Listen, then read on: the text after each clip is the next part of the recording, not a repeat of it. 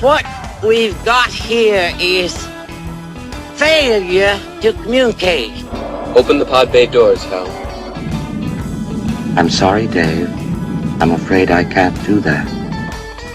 Okay, the moon landing, which is obviously fake. No, it's not obviously fake. No, that's actually not what Are I you said. The moon landing is crazy? definitely fake, by the way. The moon 100% landing's not- fake. The what? shadows are off. No, they're not. Yes, they are. I looked at photos on the internet and it Yeah, proves it. Nick, that's... The shadows are off. The shadows are off. Shadows The are shadows not- are off. It's the Al Travis Show, and I'm going to be completely honest. I am lucky that I have this job for when I have issues like I'm having today. I have the ability to chat them out, and I get to have some of the best guests on to talk about it. This guest, we've known him. I call him a friend of mine, Erich Mische, and he just, as we're talking, he just hit a button and he went away, but I'll get him right back. He and Michael Brodkorb, who many people in Minnesota would know the name Michael Brodkorb, and now you're muted, Eric. They did an opinion piece about the Charlie Kirk death, this assassination, and I said, I want you to come talk to me about it. Eric, I'll give you the lead, and folks who listen the rest of the day know this. Went out to the garage, had a pretty good day yesterday, got a lot of stuff done. I was happy. I texted the wife, said, I'm heading to the garage. I'm going to have a cigar. So that's what she knows. I had a good day. Oh, great. And I got on X and the Facebook reel thing. And again, I'm not great at this stuff. And it hit my heart wrong.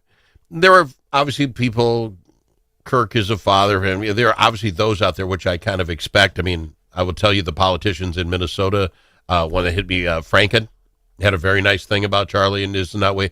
There is a lot of good stuff, isn't my point. The number of people dancing, singing, making up songs, saying good for him, I don't care about his I was stunned. It wasn't 1, 2, it just kept coming and coming. And, obviously once you watch one like it, then algorithms or whatever they do flooded me with them. And I got myself into a spiral of, this isn't what I want. This isn't how I want things to be. And I'm having it's a weird thing in my heart. It hits my ear and my heart weird. That's why I like having you on. And then I read your article, your commentary with Mr. Brodkorb. This is bigger than just Charlie Kirk. Your thoughts, sir. I thank you for being here. Well, first of all, thanks for having me on. And, I think one of the things we all own this. It doesn't matter whether you like Charlie Kirk or didn't like Charlie Kirk, you agreed with him or didn't, or Melissa Hortman or things like that. You know what? We the people have created this environment that we're living in. And it's up to us if we really believe that it's gotten to a place where we need to put this hate-filled genie back in the bottle. We've got to take steps to address that. Nobody else is coming to save us, Al. Yeah. The stuff that you see on social media today is a reflection of the division that we have all allowed to happen, right? We create this, and the algorithms amplify it. And the reason the algorithms amplify it is the platforms that we're on make money off of our anger and our hate and our vitriol. This isn't a conspiracy theory. This is a business model. Yeah. And what has happened is that we have all become willing participants in feeding the rage machine. And so when a Charlie Kirk is assassinated, or if a Melissa Hortman is assassinated, when there's an attempt on a presidential candidate's life, and anybody celebrates that or justifies it or rationalizes it, they are violating the basic premise of what it means to be an American in a nation of laws with a constitution that allows us to speak our minds. As horrible as it may be to me, the things that Charlie Kirk would often say, I cannot conceive of an America where I, a young man, barely older than my own children, should be murdered in front of thousands of children. Yeah. Imagine for a moment that any one of those college students that were there, 18-year-olds, 19-year-olds, 20-year-olds, had decided to get up and give a speech that somebody didn't like. Yep. And the idea that someone should be able to kill them because of that, as a parent, as a citizen, we should recoil in collective horror no matter who we are and what we believe. 100% agree with everything you said. And this, and I don't know, maybe we'll figure out when they catch this guy. The idea that you did it at a college campus. This guy was going to spend 3 hours on a college campus. Where he's the rest of the day, I have no idea. Maybe it makes it easier. But literally at a college campus. I remember the University of Minnesota, and I don't know what they call the concourse in between all the buildings. There were the places to sit and these medals. And some guy would jump up on there on a Friday afternoon and just start ranting and raving about something. And it was fun. We go listen, and there'd be 20 of us standing over here. Go a little further down. That guy's talking about something else. You'd run down there. It was the idea of ideas, and you could throw out a question, and you'd have a conversation. I loved college for that. I loved the idea of that. And now, like you say, those 3,000, 4,000 kids, you think they're going to speak up? Ever? I mean, it just shushes everything, and it's just amazing to me. Now, let me ask you this. I believe, and we'll see what happens, but this is my hope anyway. Do you recall where you were at when Reagan got shot? I do. See, I think this might be a Reagan moment for people, whether you like Kirk or not, because I remember the first Reagan gets shot. We get called down to the auditorium. They tell us he's shot. We all go home, and it's the first time I probably talked politics with my mother. I don't recall ever doing it before, but she is so sad. This reminds me of JFK. We can't be doing this. This is America. And she was more upset about the shooting than I think she was a Reagan fan. I don't think that was the message. But that was a point, and we all knew it was wrong, right? Whether you liked Reagan or not, again, I don't think my mother was a Reagan person, but she knew you don't shoot the president. I wonder if this won't be that moment for them. Like Charlie, don't like Charlie. Even if you're on my team and we don't like Charlie, we know in our heart this was wrong. Could this be that moment? So one of the things I want to push back a little bit. Fine. We shouldn't need a moment. Okay. Oh, amen. And we shouldn't need a moment. And the idea, when Melissa Hortman and her husband were assassinated, we were told maybe this is the moment, right? Yeah. We don't need moments. What we need is the adults in this country. Okay. You and I, Al, probably disagree on most public policy issues. Okay. Yep. Right? We probably do. And Michael Broadcorb and I, who I co-authored this piece with, Michael and I probably disagree on 50% of the issues out there. Yep. Okay? But the difference is that you and I can agree to disagree. We can argue vehemently, right? And yet we understand that our basic humanity is what connects us. Our basic connection as an American is what connects us. Our ideas, right? The platform that we ought to have to talk about our ideas, to your point, in college, what a wonderful conflagration of people with ideas and things that you could agree with and disagree. Tom Workman, I don't know if you know Tom Workman. Tom Workman, Carver County Commissioner, used to be a state legislator. When he and I were at St. Cloud State University, he was the chair of the campus Republican. I was the chair of the campus DFL. And Tom and I used to beat the ever-living rhetorical crap out of one another, right? Yep. I have to tell you, as a 62-year-old father, and as however old Tom is, who has kids and grandkids, I am so grateful that he and I live in a country where every time I run into him, we joke about and we reflect on those moments with fondness and appreciation that we had those opportunities.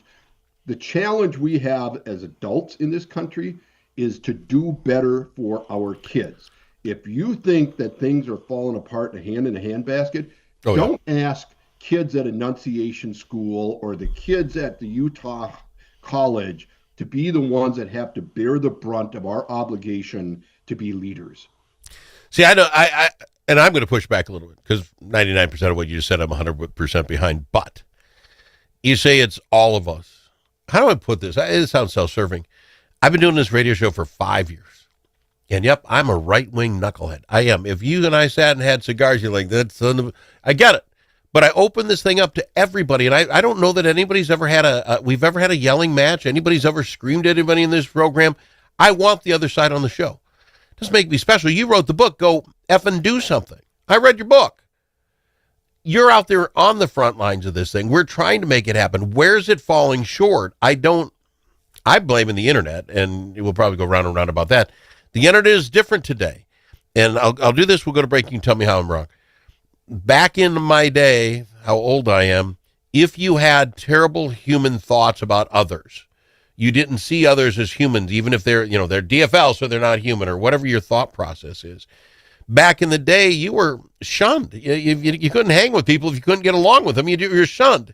Today, you do a Google search of other people who hate Charlie, and guess what? You find 100 knuckleheads who will tell you you're absolutely right. You know what? If that's the internet that I don't like. I got to go to break. We'll talk about that. Yes, please. Thank you. It's Erich Mische, and he wrote the book. Go effing do something. If you haven't read the book yet, maybe you're a little wrong. It is absolutely spot on. Tired of one-sided media and divisive noise drowning out your conservative values? Take back the conversation with Braver Angels. Join a grassroots movement to restore civility and find common ground without compromising your principles. As a conservative, your voice matters. Share your perspective on issues like immigration and public health in red-blue workshops and help rebuild trust in our great nation. Be a leader in depolarizing America. Sign up for free at mn.braverangels.org. Braver Angels, where conservatives, liberals, and independents unite for a stronger republic. You need a friend at the Capitol who knows how to get things done. And you're in luck, because that's exactly who we are, your friends at the Capitol, and we deliver results. At Momentum Advocacy, we bring decades of experience in lobbying, public affairs, and crisis communications. From local nonprofits to national corporations, we help you move policy, manage your media, and make your voice heard. We're not just seasoned pros, we're essential partners. Momentum Advocacy, your friends at the Capitol. Learn more at momentum-advocacy.com.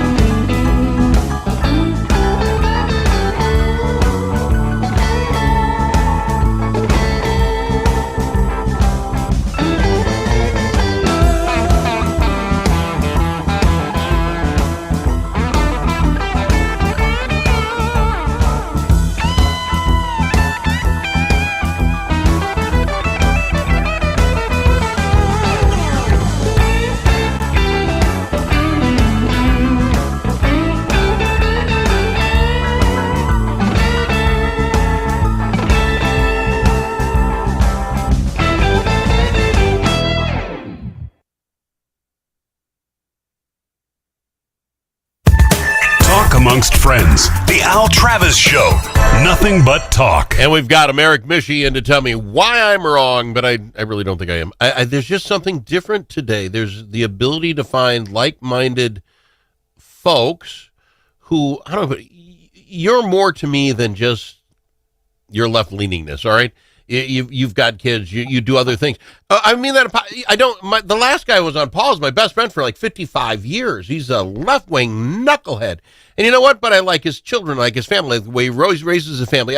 There's a human behind it. So when we argue about abortion, guns, Charlie Kirk, it isn't the only thing I hang my hat on. You can find groups that said if you're anti-Second Amendment, then you're not a human. 100%, Al. 100%. Okay. And so let me first disabuse you of the notion that I'm as left as your friend. But that being said, you raised an important point right before the break, right? You said, back in the day, you might have a guy sitting on the corner of the neighborhood or sitting at the corner of the bar who would say the most offensive, racist, misogynistic, xenophobic thing you could possibly imagine. And you know what? Most of the community would ignore that guy, right? They would walk by him and they'd be like, you know what? Don't.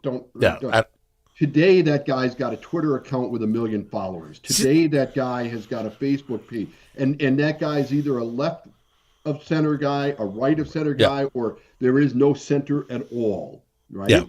And so your point is exactly right. I don't disagree with that at all. We were told 25 years ago that the World Wide Web was going to transform our lives in ways that were going to make it better. Okay? Yes.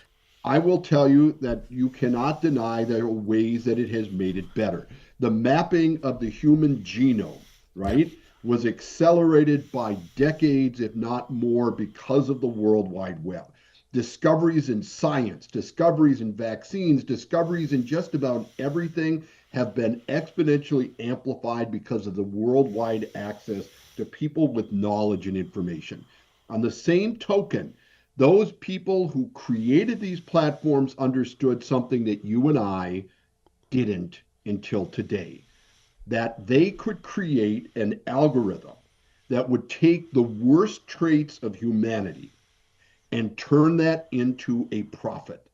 And so what do you suppose was the most watched video in the last 24 hours? Oh, it's got to be the one going through his neck and Exactly, right?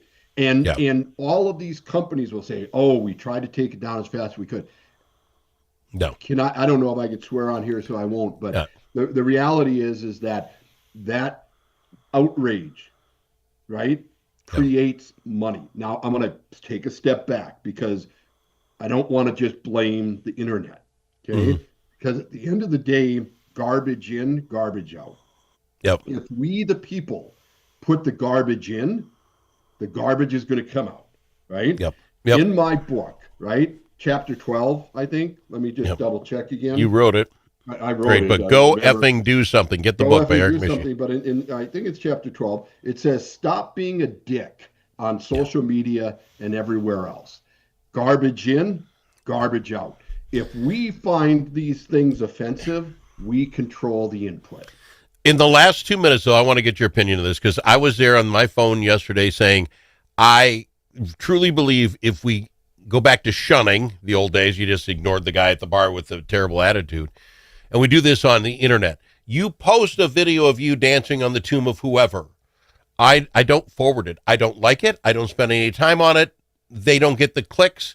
Maybe I unfriend you, and now your friendships go down, not up. And when people do positive things, that gets a good... Right now, negative stuff gets you the tweets. Do we do that? I started to go and unfriend people and thought, that's not the free speech guy that I say I am. They have the right to do it. I get to see it. Now I don't have to invite you to the barbecue. Your thoughts?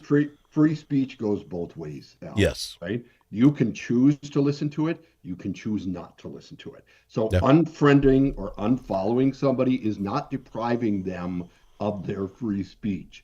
It is granting you the power to control how you intend to behave as a human being. Okay. Love having you on the show. That's why I asked you that. Nothing stops them from having their free speech. You have not deprived them of it. You have simply taken your right as an American to act independently and as a human being to act decently. God love you, Erich Mische. That is what I needed because I'm sitting there trying, do I delete? If I delete them, I give them their free speech and I'm just having this thing. You have a right to say anything you want. I'm not inviting you to Christmas, but you know what? I'm also getting you off my X or my whatever that thing is. Erich, you're great. I read the article today in the Star Trib you and Michael Brodkorp wrote. Get his book, Go Effing Do Something on Amazon. Thank you for taking the time, my friend. I mean, this is not a regular scheduled deal for us. But I knew you were the guy to talk to. I appreciate you. I want the world to know I appreciate you and all that you do. I appreciate you, Al. Keep the fight. Keep being a decent human being. All right. More after this.